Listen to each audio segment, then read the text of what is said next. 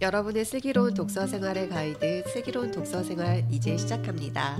안녕하세요. 책 만드는 현입니다. 인사해 주세요. 안녕하세요. 비어서 책 만드는 편집장 찬입니다. 안녕하세요. 복상 만들고 있는 강입니다. 네, 이번 시간은 이달에 출간된 비아 책을 살펴보는 월간 비아 시간입니다. 네, 아주 강력하게 이번에 살펴볼 책은 케빈 로우가 쓴 이 놀랍고도 새로운 이라는 책이고요. 부제는 초기 그리스도인들의 로마 세계에 던진 경이와 충격에 관하여입니다. 네. 저자 소개가 책 날개에 있는데요. 한번 읽어보도록 하겠습니다. 케빈 로우, 1974년생, 미국 출신의 신약학자이자 미국 장로교 신자, 웨이크 포리스트 대학교와 프린스턴 신학교를 거쳐 듀크 대학교에서 누가복음서의 그리스도론에 관한 연구로 박사 학위를 받았다. 풀브라이트 장학생으로 독일 하이델베르크 대학교에서 연구하기도 했다. 이후 듀크 대학교 신학대학원에서 신약학을 가르쳤으며 듀크 대학교의 조지 워싱턴 아이비 석좌 신약학 교수로 활동하고 있다. 세계 신약학회 회원이며 존 템플턴 재단에서 유망한 신학자상, 폴 악트마이어상, 맥도널드 아가페 재단 학자상 등을 수상했다. 초기 그리스도교 문헌, 특히 누가복음서와 사도행전을 중심으로 그리스도교 신앙이 고대 세계 속에서 어떤 새로운 정체성과 공적 세계를 형성했는지를 탐구하고 있다. 주요 저서로 초기 서사 속 그리스도론, 뒤집힌 세계, 하나의 참된 삶, 신약학의 방법, 맥락, 의미, 누가복음서, 사도행전, 바울 연구 등이 있다. 제가 여태까지 소개했던 저자들 중에 제일 젊어요. 네. 아직 살아계셔요.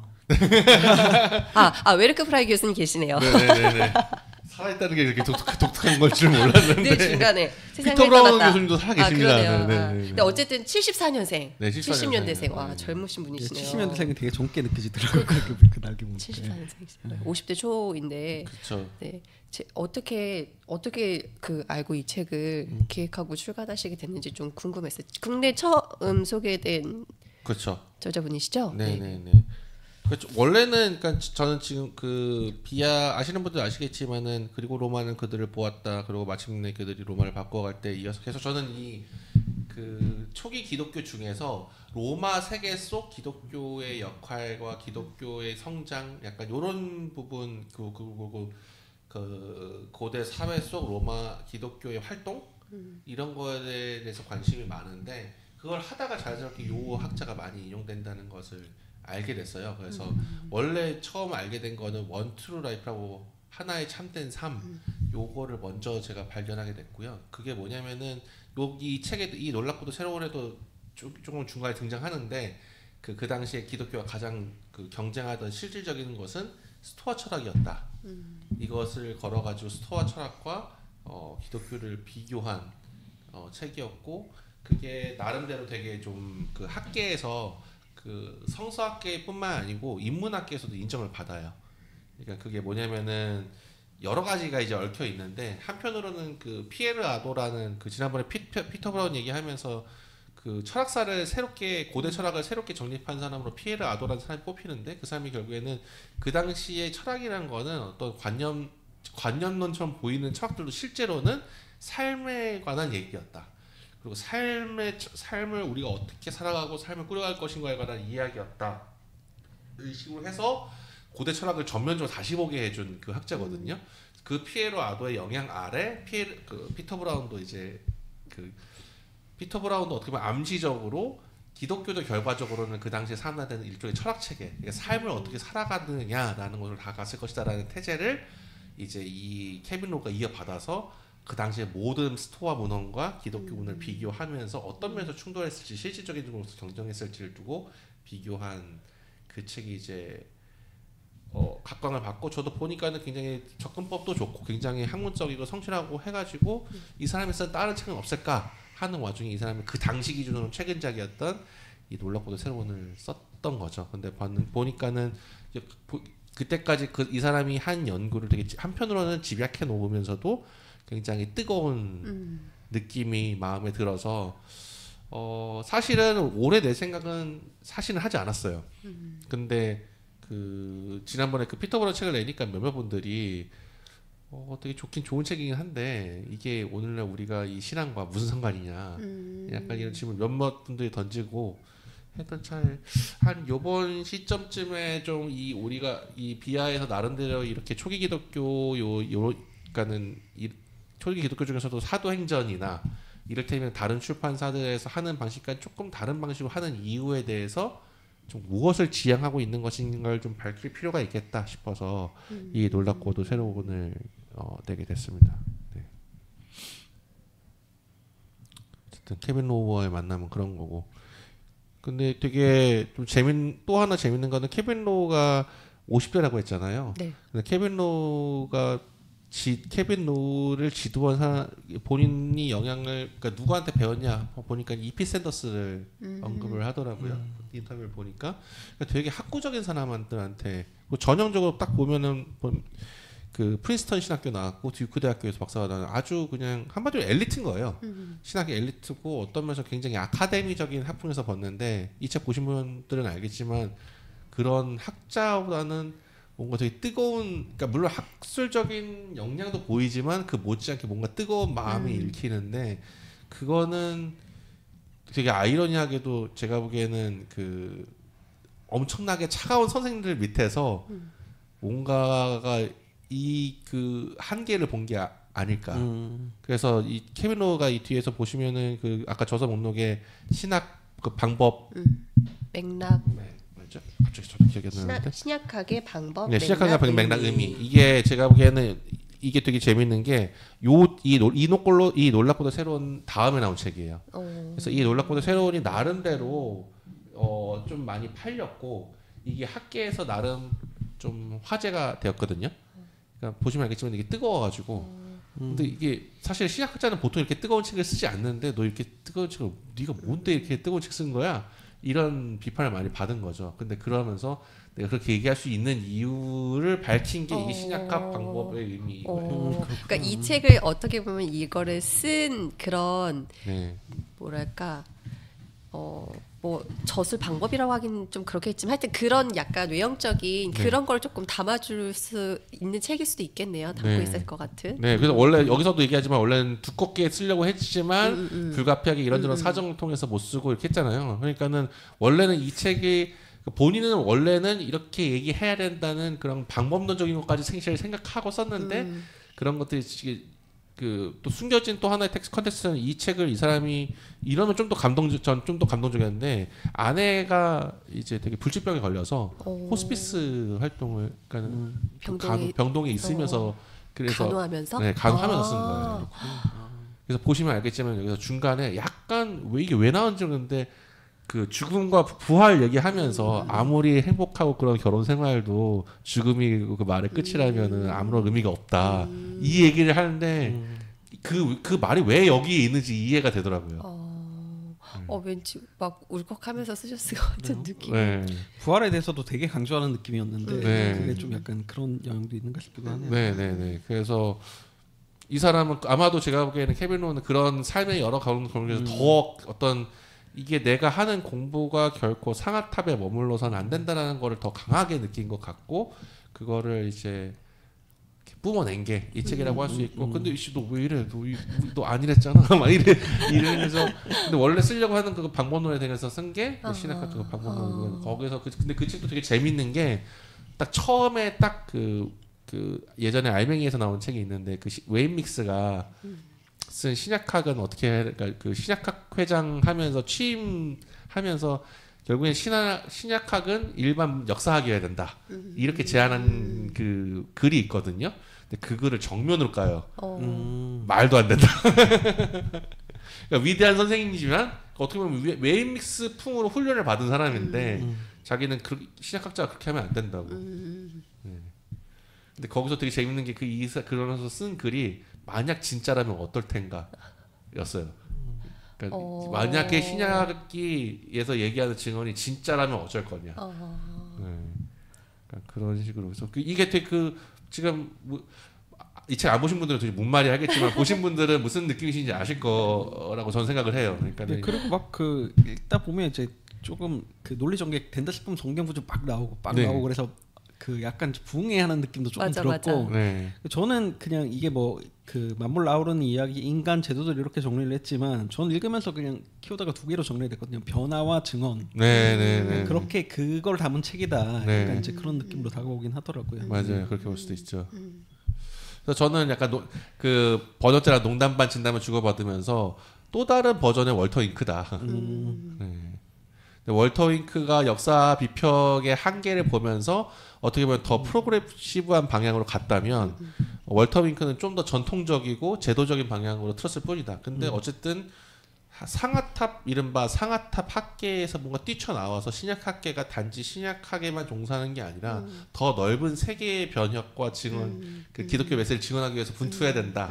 이걸 제안하고 있는 책인 거죠. 그래서 이제 이게 기독교가 가지고 있는 핵심 메시지에 대한 이야기가 언제 무엇인지를 얘기를 하면서 네. 또 그 관점에서 그 이야기를 통해서 우리가 뭐 세상과 사람을 바라보는 눈을 이야기를 하고 그 다음에 또 그걸 정말로 삶으로 살아낸 네. 것들 이야기를 하니까 그냥 뭐 이론 그러니까 이게 그 각 장 제목이 사실 어떻게 보면은 되게 뭐 이게 어떻게 연결될 거야 싶은데 책 내용을 보면 너무 네. 잘 이 흐름이 네. 너무 당연하게끔 네. 그렇게 이제 연결이 되어 있으면서 결국 결론 부분에 가서도 이제 지금 현대 이 시대가 벗어야 될 이야기를 그렇죠. 이야기를 하고 우리가 이제 되찾아야 될 이야기를 얘기를 하면서 굉장히 실천을 촉구하는 이런 네. 책인 것 같아요. 네.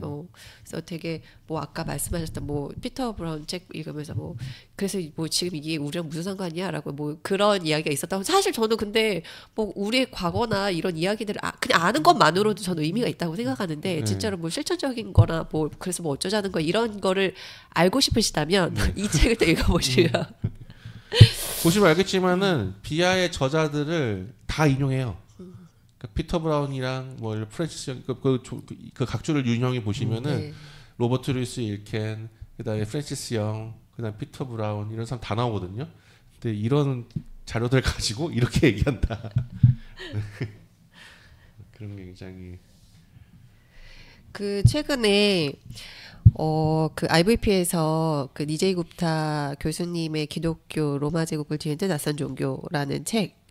또 사실 조금 비슷한 부분들이 이제 맞닿아 있는 부분이 있는데 물론 아까 이제 우리 차님이 이 책은 또 비아가 또 어떤 방향성을 이제 가지고 있느냐를 좀 보여주기도 하는 책이다라고 말씀을 하셨는데 IVP에서 출간한 책이랑 어떤 점에서 좀 비슷하고 어떤 점에서 다른지 차별성을 조금 얘기해 주시면 어떨까 싶어요. IBP는 IBP 나름대로의 지금 계속 초기 기독교 탐구를 하고 있는 것 같아요. 예전에 그 로버트 뱅크스 책부터 시작해가지고 늘 꾸준히 그런 1세기 기독교에 대한 책을 꾸준히 했는데 말 그대로 저는 IBP가 기본적으로 포커스를 맞추는 건 1세기 기독교라고 생각해요. 그리고 약간 그 사도행전에 가까운 그러니까 아주 초기 시절의 교회가 어땠고 얼마나 그 사람들이 까리뽕쌈했는가 얼마나 생경하고 낯설고 새로웠는지를 보여주는. 근데 저는 제가 조금 더 관심이 있는 시기 그리고 비아가 좀 더 관심을 기울이는 시기는 그 1세기보다는 2, 3, 4세기에 좀 더 그러니까는 초기에 그러니까 한창 신혼여행 때는 다 모든 부부가 아름다워 보이지만 그 1년 뒤 신혼 이후 이제 관계가 진짜 서로의 이제 힘든 것도 어느 정도 보이고 단점도 보이고 갑자기 내 옆에 있는 도대체 이 괴생명체는 무엇이란 말인가라는 그것도 다시 이제 재조직해 갈 때 그리고 이제 그 어떻게 보면 예수님이 1세기에는 게다가 아직까지도 그 예수님이 재림에 대한 기대가 있었잖아요. 근데 그런 것도 이제 뭔가 아닌 거라는 것이 판명되고 이 정말 꿋꿋이 감내해야 돼. 근데 동시에 그러면서도 다른 사람들한테 증언해야 될 시기가 갔을 때 어떻게 했을 것인가. 그 시기를 봐야지 저는 그리고 우리나라가 저는 딱 지금 그런 시기라고 생각을 하거든요. 뭔가 초기에 되게 낭만적이고 되게 어쨌든 뭔가 하면은 되게 우리나라가 되게 축복받은 거지만 근대화와 맞물려서 교회의 경이적인 성장도 이루고 근데 그런 것들이 이제 서서히 다 어떤 초기 동력을 상실하고 한편으로는 이곳저곳에서 도대체 니네가 뭘 얘기하고 있는지 아는 거냐 했을 때 거리고 이제 우리도 사실 우리가 뭘 얘기하고 있지 그랬을 때 저는 참고해볼 만한 시기가 기독교의 역사가 한 200년 정도 됐던 시기를 둘러보는 게 되게 중요하다고 생각하고 게다가 이제 이 시기가 볼만한 게 고대 다신교잖아요. 그러니까 다신교적 상황에서 유일신교를 얘기한다는 게 무슨 의미가 있는 것인가. 게다가 자기네들과 되게 무관해 보이는 이스라엘의 약간 듣보잡 인물을 옹호하고 그 사람이 하나님이라고 얘기하는 게 도대체 무슨 의미인지를 그것에 전혀 우호적이지 않은 사회 속에서 얘기한다는 것을 보기 위해서는 저는 2세기나 4세기 기독교를 좀 더 잘 봐야 된다고 생각하고 아니야 다를까 요번 책에서도 그런 것을 맛볼 수 있지 않을까 생각을 합니다. 근데 결과적으로 그래서 원래 개신교 그냥 이게 좋든 안 좋든 간에 개신교 분들은 기본적으로 1세기에 대한 관심이 좀 높을 수밖에 없는 것 같아요. 왜냐하면 우리가 또 사도행전에 대한 그런 굉장히 원시공산주의라고 할 정도로 굉장히 아름다워 보이는 뭔가 이상적인 교회를 그리고 있는 듯한. 네. 그리고 암묵적으로 제가 보기에는 이상적인 교회로 이제 그림으로 품고 있잖아요. 그러니까 아드 폰테스라고 했을 때 우리는 암묵적으로 1세기 교회를 상정하잖아요. 근데 저는 그런 이상적인 모델을 찾기 위해서 하는 게 아니라 저는 우리를 지금 우리가 우리의 맥락을 저는 잘 비춰보기 위해서 그 시대를 좀 그런 시기를 좀 많이 봐야 된다고 생각하고 고대 시대기의 기독교 교회도 그렇게 그런 의미에서 많이 좀 봐야 된다 그렇게 생각을 해요. 그래서 여기서도 얘기하지만 당연히 그 시대도 배신과 배반과 막 엉망진창인 면이 얼마나 많았겠습니까. 근데 그럼에도 불구하고 결국엔 교회가 어떤 이 사회에 어떤 한 새로움을 선사할 수 있었던 동력이 뭐냐. 우리도 좀 그것을 좀 고민을 해야 될 시기가 아닌가 싶어서. 그래서 저는 여기 이제 앞부분 서론에 그 초기 그리스도인들이 품었던 질문들이 이제 얘기가 쭉 이렇게 나온 게 있어요. 어떻게 해야 그리스도인으로 살아갈 수 있는가? 그리스도교 이야기의 빛 아래 우리가 도전해야 할 이야기, 세상을 주도하는 이야기는 무엇인가? 뭐 이런 것들이 이렇게 있는데 그런 부분들이 오히려 지금 우리가 다시 좀 되돌아서 질문해야 될 것들이지 않나? 네, 맞습니다. 이런 생각이 좀 들더라고요. 매우 맞습니다. 참고로 그 이번 히어로의 범님이 에디터가 고른 책에 썼거든요. 제가 그 이 책? 예, 이 책에 대해서 그래서 지금 그 눈치가 좀 보이긴 하지만 한번 읽어드리겠습니다. 빛과 그림자, 그리스도 교회의 다양한 모습을 논하는 것도 의미 있는 작업이지만 처음 그리스도교의 놀라운 모습을 그 간격을 먼저 누리는 게 우선이다. 간격을 막는 것은 지금 여기에 우리다. 이러면서 이제 이 안에 인용문을 가져오는데 우리는 그리스도교 언어를 유창하게 말하는 듯하지만 정작 그 언어는 그것을 낳았던 신앙의 세계가 아니라 이 시대가 만들어낸 틀에 사로잡혀 있다. 우리는 그 틀 안에서 그리스도교 언어를 말하고 있다라고 한 다음에 틀을 뚫고 나온 시면에서 건져 올려진 그리스도교의 감격을 다시 마주하도록 돕는 책이다. 뭐 이렇게 쓰셨습니다. 웬일이래요? 뭔가 이러고 낭만적인데? 굉장히 좋으셨나 봐요. 그러니까요. 오늘 좀 하고 싶어지셨던 거 아닌가 녹음? 그러게요.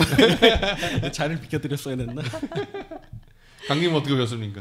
예, 저는 되게 여기서 얘기하는 지점이 두 가지잖아요. 그러니까 막 사회 참여 되게 이야기하는 기독교의 모습이랑 국가주의 이런 쪽으로 끌고 가는 모습이랑 되게 이제 그 개인적 차원에서 신앙을 이야기하는 이제 그런 그 모습들 속에서 우리가 발견해야 그리스도교의 어떤 모습은 무엇인가라고 얘기하면서 이제 1세기로 가서 뭐 이야기하는 모습들 그런 것들이 저는 좀 그 기존에 어느 정도 알고 있음에도 불구하고 책을 읽으면서 다시 신선하게 좀 자극을 받는 뭐 그런 느낌이었고 뒷부분에서 뭐 스토아 철학이랑 이제 뭐 황제에 대한 어떤 그런 그 숭배 비슷한 이야기를 하면서 그리스도교가 어떤 차별점을 가지고 있는지 뭐 그런 것들 되게 좀 재밌게 봤던 것 같고 아까 얘기했듯이 이제 그 내용 자체에 집중하려고 하면 이제 성경 구절로 돌아와서 이게 그렇지 이게 그 성경의 이야기지 그렇게 좀 인지하게 계속 만드는 게 좀 되게 그 흥미로웠던 것 같아요. 그런 부분들이 좋았고 그리고 그렇지 그리스도교가 변화를 선사하고 또 그리스도교를 증언하는 것이 사실 그러니까 그 예수를 증언하고 그리스도교의 어떤 그 이야기를 증언하는 것이 우리의 원래 지향점이었지 뭐 이런 것들을 계속 새겨주더라고요. 그렇죠, 맞습니다. 예, 그래서 이제 그런 것들을 보면서 약간 이제 좀 되게 냉담해지면 한 번씩 읽어야 되나? 뭐 이런 생각이 들긴 하더라고요. 책을 보면서. 그렇죠, 예, 그렇죠, 그러니까 그렇죠. 이제 그런 느낌들이 있죠. 예, 그리고 제도들에 대해서 이야기하는 것도 저는 뭐 그러니까 그게 아니라서 좋았던 것 같아요. 지금 뭐 이런 것들이 많이 있다가 아니라 그때 그 시기로 해서 초점 맞춰가지고 이야기하는 게 더 좋았던 것 같아요. 오히려 많은 경우 잘못하면 우리도 병원 짓자, 우리도 고아원 더 많이 짓자, 약간 이런 식으로 될 수도 있잖아요. 그러니까 그 실천에 포커스를 맞추면. 근데 중요한 거는 저도 고민하는 바인데 중요한 건 만물이 이 사람의 만물을 아우르는 이야기를 정말 되살렸을 때 어떤 상상력을 적어도 그때 그 시절에는 그런 상상력이 피어났고 그것을 삶으로 살아냈기 때문에 병원과 고아원을 지었던 거다. 인간 이해가 그런 식으로 바뀌었기 때문에. 그럼 오늘날 우리들 어떻게 해야 될 것이냐 했을 때는 약간 사실은 약간 여백을 두는 거죠. 근데 하여간 중요한 거는 당신이 정말로 인간을 그리스도의 형상으로 대하고 하나님의 형상으로 대한다면 어떻게 해야 될 것인지를 이제 응답해라. 응답해야 되는 거는 그건 분명하다. 약간 그런 거니까. 그 당시 초기 그리스도인들이 이해했던 그 이야기를 토대로 삼아서 그들이 이해한 그런 실천 사항들이 그걸 토대로 세운 자기들만의 그런 하나님 나라 같다는 생각도 들더라고요. 네.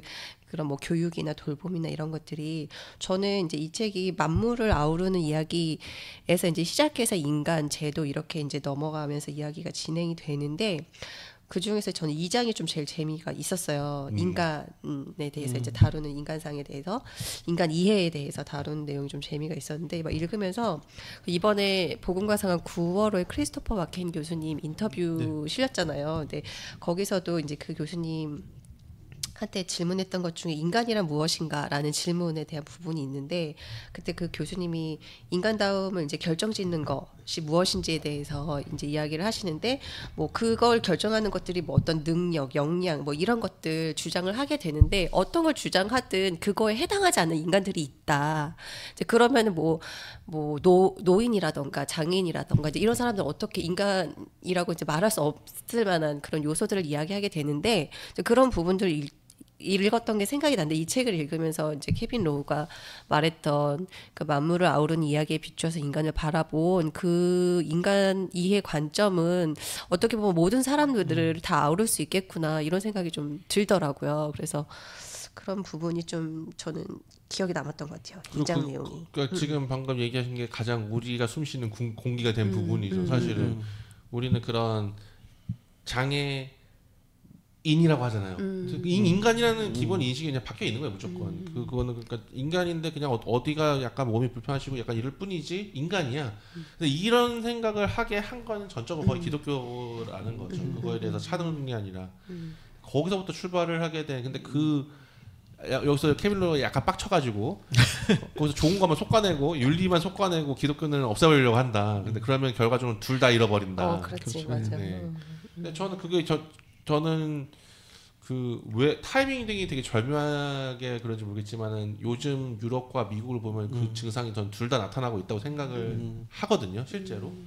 그러니까 미국에서는 그게 본인들은 기독교로 생각하고 있는지 모르겠지만 우리는 알고 있잖아요. 그게 되게 약간 기독교의 특정 형태와 특정 흐름일 뿐이고 그것이 진짜 기독교의 어떤 전체 기독교를 대변한다고 볼 수 없는 것이고 그것은 뭔가 좀 탈각돼서 나온 거다. 그리고 유럽은 유럽대로 지금 하여간 뭔가 그 갈피를 잃은 것 같다라는 느낌이 계속 이어지고 있는데 그거는 저는 결코 기독교의 본인들이 기독교 문화권에 있으면서 기독교를 잃어버린 종교를 택하지 않게 된 것과 결국 무관하지 않은 거가 있는 것 같다. 저는 그런 생각이 그 참 이게 이야기의 힘이라고 해야 할지 복음의 힘일 수 있겠는데 그 당시를 살아가던 그리스도인들도 사실은 그 당시의 그런 일종의 뭐 시대 정신이라고 해야 되나 분위기에 분명히 다 젖어 들어 있고 그렇죠. 그 너머를 보기 힘든 사람이었을 텐데 어떻게 그 너머를 봐서 그 세대를 거슬러서 정말 약자를 돌보고 교육시키고 노예들을 같은 사람으로 인정하고 그렇게 했을까? 이게 되게 놀랍다. 이건 뭐 다른 부분에서도 다 이제 들은 이야기일 텐데 그런 걸 좀 또 새삼 생각하게 됐던 것 같아요. 저는 아직도 굉장히 저한테 인상적인 그 다큐가 있는데 뭐냐면 KBS 세계는 지금 저는 매주 열심히 보거든요. 근데 그 세계는 지금 그러니까 저는 그 뭐랄까 이 사람들 그 세계는 지금이 저는 좀 되게 재밌는 게 종종 가다가 굉장히 기독교적인 뉴스가 등장할 때가 있어요. 근데 그거는 이 사람은 이게 기독교인지도 몰라요. 그러니까 이 취재하는 쪽에서는. 근데 기독교인들은 알아볼 수 있죠. 저건 기독교 그거다. 이게 뭐냐면은 아직도 굉장히 게 제가 한 2년 전쯤에 봤던 건데 강 기자님한테 얘기했던 게 있을 거예요. 그 미국에 성범죄자들만 있는 마을이 있어요. 성범죄자들, 네. 가해자들. 예, 예. 그러니까 성범죄자들은 정말 어디서도 각광받지 못하잖아요. 그러니까 인간 진짜 지금 요즘 최근 쓰레기죠. 최근 인간 쓰레기를 골라봐라. 그러면 저는 흡연자와 성범죄자 같은데. 근처에 뭐 거주하고 있다 그러면 바로 그냥 예. 문제 삼. 그러니까 애들한테 그러니까 어느 마을에서도 다 쫓겨나가지고 성범죄자들끼리 마을을 만들었어요. 근데 진짜 아무도 그 마을을 찾지 않아요. 그래서 그 마을 안에서 어떻게 보면 나름대로 질서를 이루면서 본인들끼리 되게 마치 주홍 글씨 새겨진 것으로 실제 주홍 글씨가 있는 거죠. 살고 있는데 거기서 되게 무심론하게 하지만 여기에도 이거 뭐 사람들은 몇몇 사람들은 방문하고 있습니다. 보면서 자원단체가 항상 일주일에 한 번씩 와가지고 음료 그 음식이랑 옷가리를 꼭 대주거든요. 그때 딱 보니까는 교회예요. 네, 교회가 와가지고 그 사람들의 먹거리와 이걸 대주는 거죠. 근데 제가 보면서 엄청나게 묘한 감동을 받았거든요. 그러네요. 네. 그러니까는 정말 이 사회에서 아이고 실제로 이거는 누구나 이건 뭐 좋은 사람들도 아니야. 이게 뭐 가난한 사람도 아니고 그냥 제가 왜 누구나 다 혐오의 대상이 된 그 혐오에 마땅한 사람으로 공식 인정받은 사람들이잖아요. 근데 그 사람들한테 찾아가가지고 그 사람들을 먹이고 입히고 재우는 게 교회밖에 없다라는 게 굉장한. 그러니까 참. 이 당시에 이게 지금 로마 세계에 던진 경이와 충격이라고 했는데 저는 이 내용이 당시 뭐 유대인들 그리스도인들한테도 굉장한 경이와 충격이었을 거라고 생각하거든요. 일부에게는. 네. 지금 하신 그 이 일화도 뭐 저도 듣기에 굉장히 놀랍고 우리도 지금 다 놀라고 있잖아요. 같은 기독교 우리가 이제 몸담고 있는 기독교라는 곳에서 행한 일인데 놀랍지만 동시에 이해가 되잖아요. 그쵸. 이게 되게 중요한 것 맞아. 같아요. 저는 기독교인들이 그럼 뭐가 다른 거냐? 기독교의 신앙을 받아들이면 그 사람들의 행동이 이해가 돼요. 그러니까 저 쉽지 않은데? 라고 하지만 이해가 돼.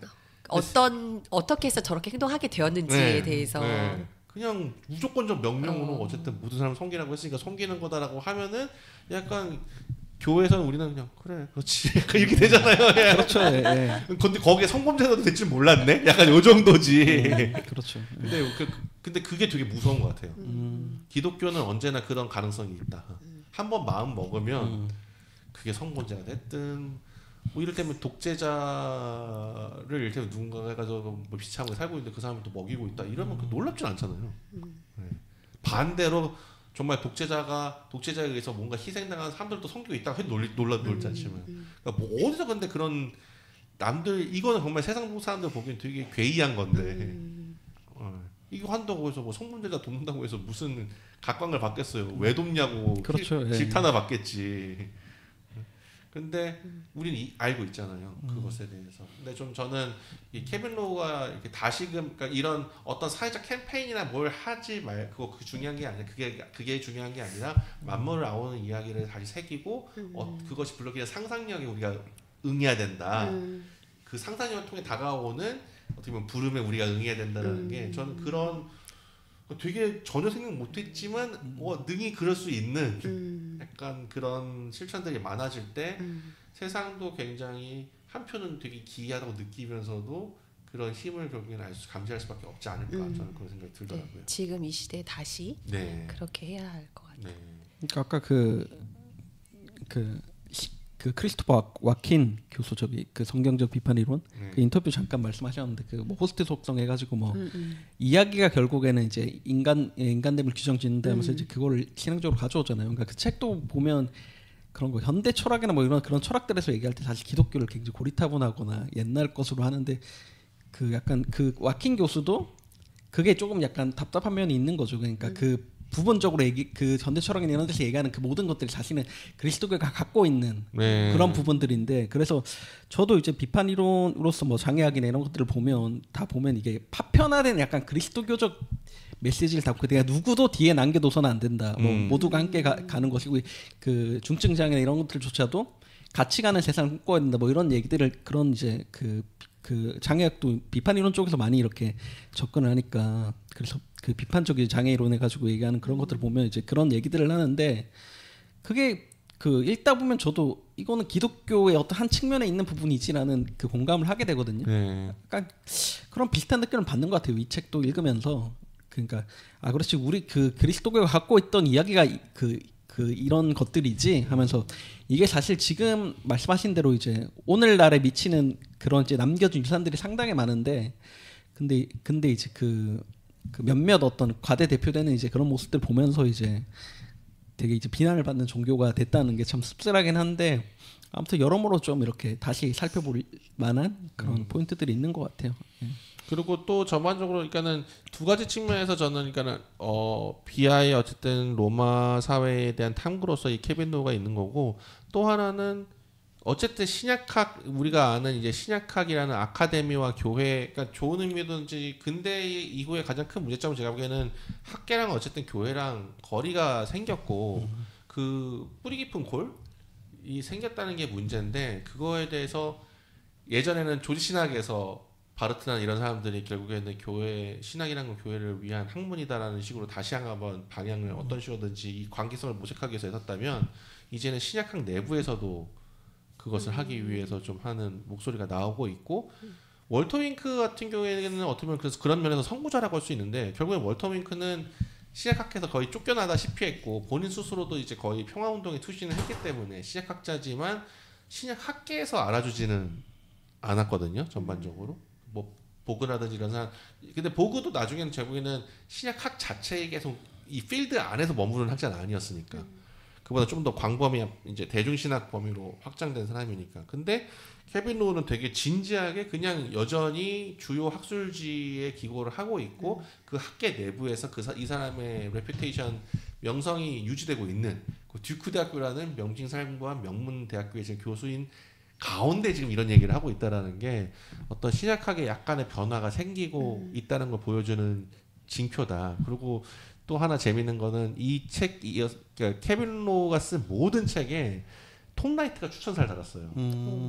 근데 그 케빈 로우랑 톰 라이트는 무관하거든요. 근데 톰 라이트는 이 케빈 로우를 어떻게든 더 해주고 싶은 것 같아요. 뭐냐면은 약간 저는 제가 알기로는 톰 라이트는 아카데미아에서 좀 애매한 사람이에요. 이 영미권 그 신약학계에서 이 톰 라이트라는 인물을 어떻게 봐야 될지 아직도 약간 설왕설래하는 이를테면 김선영 박사님 같은 분은 되게 이제 학술적인 거를 그렇죠. 예. 김선영 박사님 보면 제가 아는 제가 되게 신약학적으로 신뢰하는 분도 톰 라이트를 학자로 안 키우는 뭐 이렇게 안 치는? 네, 안 치는. 그렇죠. 예. 그러니까 학자로서 떨어진다. 그렇게 보더라고요. 네. 좀, 예. 그러니까 그런 그게 왜냐면 저는 그 느낌이 이 톰 라이트가 이른바 신약학자로서 받는 그 단기가 있어요. 컨센서스를 채우지 않기 때문이라고 생각해요. 그러니까 그 보통 어떤 저면 학술지의 편집위원회를 기고를 하고 그 속에서 학술지 또 논문 기고자로 참여하고 그 다음에 그 논문들을 모아서 단행본을 만들고 그 중에 하나에 포커스를 집중한 단행본을 쓰고 그 다음에 주석 작업에 참석하고 이런 제가 보기에는 아카데미 학하는 학자라면은 밟게 되는 단계가 있는데 톰 라이트는 일테면 곧바로 그런 거 없이 그냥 로마서 그냥 막 초기 기독교 3부장 약간 이렇게 막 하는 거죠. 그러니까 이게 아니 논문도 없이 갑자기 무턱대고 이렇게 하는 게 어디 있냐라는 느낌이 있으니까 저는 그게 근데 톰 라이트는 되게 기뻤던 게 그런 아주 정석 단계를 받는 사람이 자기가 했던 얘기에 잔향이 울리는 그런 얘기를 하는 거죠. 그래서 더 아마 하는 것 같고 근데 재밌는 거는 근데 아마 근데 그 저의 또 하나의 그 심증인데 톰 라이트에게 영향 받았습니까? 그러면 안 받았다고 할 거예요. 근데 추천사 뭐 미국 영미권 어떤지 모르지만 추천사는 결국 뭐 저자나 그 출판사 측에서 의뢰를 하잖아요. 네. 그러면 어느 정도는 더 뭐랄까 신뢰할 만한. 근데 대중적으로 조금 더 이제 알려져 있어서 그렇게 해서 추천사 그런 것 같아요. 네. 아. 근데 예외 없이 톰 라이트는 이 어쨌든 케빈 로우 그러니까 본인의 어쨌든 좋게 봐야지 또 해주잖아요. 영미권에서는 톰 라이트가 되게 이례적으로 케빈 로는 모든 책에 대해서 다 추천사를 써줬다. 저는 또 의외 또 바꿔서 케빈 로가 톰 라이트가 추천사 써주는 것에 대해서 흔쾌했다라는 것도 조금 놀라운 것 같아요. 네, 바꿔 네. 생각하면. 네. 그래서 본인은 정작 아마 제가 보기에는 선생들은 아까도 얘기했지만 이피 샌더스나 웨인 믹스나 이런 사람들 선생들을 뒀는데 갑자기 그러니까 이게 아무튼 흥미로워지게 있다. 그래서 그 성서학계 21세기에 지금 20세기, 21세기의 성서학은 또 우리가 제가 갖었던 인상과는 또 다른 방식으로 좀 변하고 있는 추세인 것 같다. 그런 그게 주류인지 뭐 아직은 봐야겠지만은 얼마 전에 작년에 올해인가요? 작년에 그 사이먼 게도 콜이라고 대속을 다시 생각하다. 그러니까 사이먼 게도 콜도 이 케빈 로를 되게 좋아해요. 네, 그 사이먼 게도 콜그 웨르크 프라이 번역한 김경민 목사에 따르면 사이먼 게도 콜 엄청 싸가지 없는데 엄청 꼬장꼬장한 사람인데 사이먼 게도 콜이 이 케빈 로의 글을 보면서 나는 내가 쓰고 싶었던 글을 쓰는 사람이다. 나는 근데 이렇게는 글을 못 쓴다. 근데 저는 약간 제 느낌이 이 뜨거움을 얘기하는 것 같아요. 네. 이 신약학자가 이렇게 뜨거운 글을 쓸 수 있는 이 파토스를 막 거의 마지막에 보시면 알겠지만 막 거의 설교잖아요 지금은. 그렇죠. 예. 네. 뭐 이 가라면 초기 거듭 그리스도인들은 했을 것이다. 뭐 어디 어떻게 하라고 하면 했을 것이다. 왜 이거는 거의 뭐 이게 지금 뭐 부흥인지 지금 이게 글인지 뭐. 여러 신학자에게 경의와 충격을 던진 신학자인가요? 그러니까 이게 되게 재밌는 거는 뭐냐면은 저는 복음주의 그 글을 많이 못 봤지만 복음주의 독자분한테 오히려 이런 화법이 낯설지가 않을 거예요. 아, 네, 네, 그렇죠. 네. 근데 일테면 이런 거죠. 연신 출신 사람이 갑자기 이런 걸 쓴다. 되게 충격인 거죠. 아니, 저는 그 오히려 독자들이 많이 그냥 뭐 모르겠어요. 제가 주변에 알고 있는 독자들은 되게 편안하게 재밌게 읽었을 것 같아요. 네. 네. 근데 저는 그거 이 역자인 양지우 신부도 신약학 전공이거든요. 근데 엄청 충격받았어요. 이렇게 써도 되는 건가 신약학자가? 그렇구나. 정말 이거 제대로 훈련받은 거 맞나? 다시 맞다고 이거. 듀크 대학교 맞는데? 왜 이렇게 썼지? 약간 이런. 저도 있는데 오랜만에 옛날에 그 익숙한 맛인데 아. 옛날 읽었던 그런 책들이 떠오르는데 막 이러면서 그러니까 만약에 이를테면 이런 거죠. 제가 갑자기 정색하고 막 이게 주님의 불받아 막 약간 이렇게 그런 막 쓰는 거죠. 그러면 현님이나 강님 얼마나 당황하시겠습니까? 왜 이런 거야? 막 이렇게 해서 네? 그 사람 맞아? 뭐 전화해보고 맞냐고. 신약학의 방법 맥락 의미 다음에 내시나요? 그것까지는 아니지만 저는 어쨌든 케빈 로에 좀 관심이 그러니까 뭐랄까 나랑 분명히 비슷한 식으로 공부를 했는데 난 이렇게 문장을 못 쓰겠어. 근데 이런 것도 이제 좀 자극을 그러니까 저의 어떤 저는 기후 약간 그 기질상 좀 차가워지는 경향 그리고 피터 브라운처럼 이렇게 좀 더 이렇게 미묘하고 이렇게 막 이게 그런 면만 있는 건 아니다. 이런 걸 항상 더 의식적으로 좋아하는데 이게 그냥 이거는 성향이지 뭐 좋다 나쁘다가 없잖아요. 그리고 이렇게 하면은 분명히 저는 케빈 로우 하면서 저 안에서도 마치 제가 그 슬도 분들한테 무조건 후쿠오카 가면 건담 보라고 하듯이 건담 보면 무조건 유니클로를 사게 되듯이 케빈 로우의 이 글을 보면서 저도 마음이 좀 뜨거워지더라고요. 그러니까 뭔가 그래 내가 책을 만드는 거는 그냥 이게 상아탑의 어떤 지적 만족을 위해서 그런 걸 책을 만들면 안 돼. 뭔가 이 세상에서 상상력을 자극하기 위해서 그런 게 책을 만드는 거지. 이렇게 한번 다시 새길 때 도움이. 뽕이 차오르나. 네. 아니 그러니까 뭔가 나도 이게 어쨌든 투신해야 되만 한다. 이게 뭔가. 네. 되게 그러니까 문체에 제가 설득 당한 거죠. 어떤 면에서. 네. 성공했네요. 네. 저도 이런 걸 1년에 한 번 정도는 좋아하는 것 같아요. 늘 보면은 막 이게 좀 부담스럽고. 네. 또 이제 젊은 학자이고 하니까 앞으로도 책이 또 좀 한국에 계속 이제 소개되지 않을까 싶기도 하고. 네. 또 이분의 또 이런 글쓰기가 또 어떻게 변화될 수도 있으니까 그렇죠. 그런 것들도 좀 재밌게 볼 수 있지 않을까. 지금까지 월간 비아 케빈 로우가 쓴 이 놀랍고도 새로운을 살펴보았습니다. 책과 관련해서 궁금한 사항이 있으시면 댓글에 질문을 남겨주세요. 슬기로운 독서 생활은 언제나 청취자 여러분의 슬기로운 독서를 응원합니다. 저희가 함께 나눈 이야기가 여러분의 독서 생활을 풍요롭게 하는데 작은 길잡이가 될 수 있으면 좋겠습니다. 다음 방송에서 뵐게요. 감사합니다. 감사합니다.